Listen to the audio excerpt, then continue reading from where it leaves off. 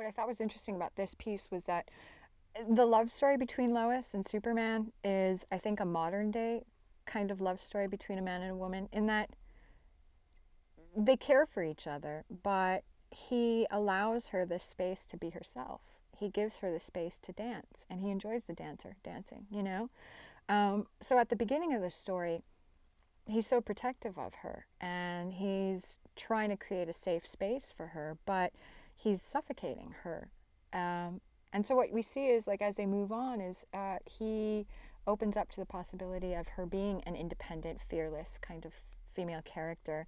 And he opens up to the idea that maybe they will put each other at risk by revealing their relationship publicly, at least as Clark Kent.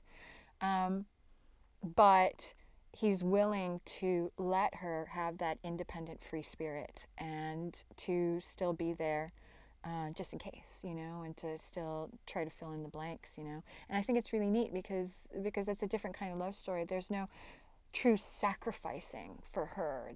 She's allowed to let go, you know, and to know that if things get crazy, she can handle it, or they can help each other. You know what I mean? I thought that was really neat. It's different. It's a different kind of story.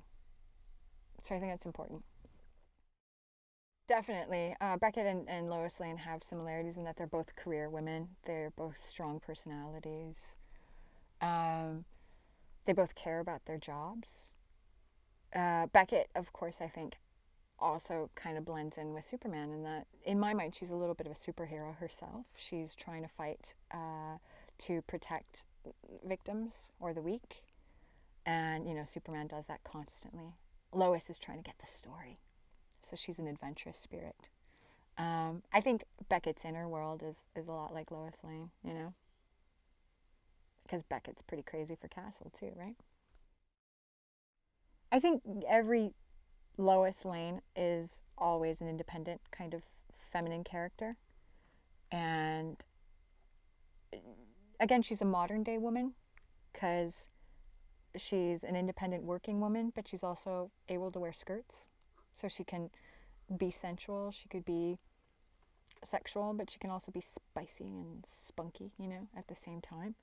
I think in the end, I just wanted to bring something of my own to the piece. So yeah, I mean, that history plays into it, but it plays into it because that's the character, right?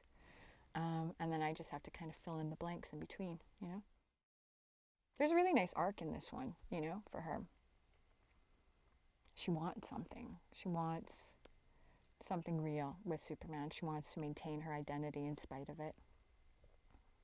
And there's a nice resolution to it in the end.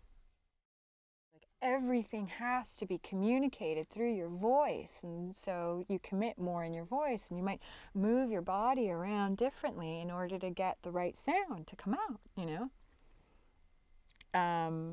So that's kind of the difference, is you look a little bit like a jumping monkey, I guess. I do, at least. I'm sure other people can do it without moving around as much as I do, but... And maybe people move more. Do you think Mark Hamill moves a lot? Yeah.